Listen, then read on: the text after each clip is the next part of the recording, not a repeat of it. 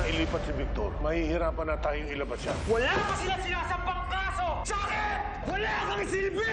Wala akong tiwala sa NCIA. I want you to be part of that transfer. He's questioning NCIA's capabilities. We have to prove to the man that we could find solid evidence against the Zafras. Kailangan bilis kayo, madaming escort. Pia, ikaw nang bahala tumimbre kay Victor. Ihanda mo ang mga tao. Yes, sir. This is our best chance. Iuwi ko ang anak mo mamaya. May problema kami. Wala siyang maalala. Kinakailangan namin tulungan yung babae. Akala niyo mauuto niyo ako. Malalaman ko din kung anong koneksyon niyo kay Zafra. Dahil kapag nalaman ng babae na hindi totoo lahat ng mga sinasabi namin, sigurado alis yun. May mga kalaban siya na nag-aabang dyan sa labas at papatayin siya. Kung asawa kita, may mga anak pa tayo. Ilang beses na rin natin sinubukan na mag-anak. Kaya lang hindi pa tayo pinagpapala ng Diyos. Huwag ka mag-alala. Mamayang gabi, gagawa tayo ng anak.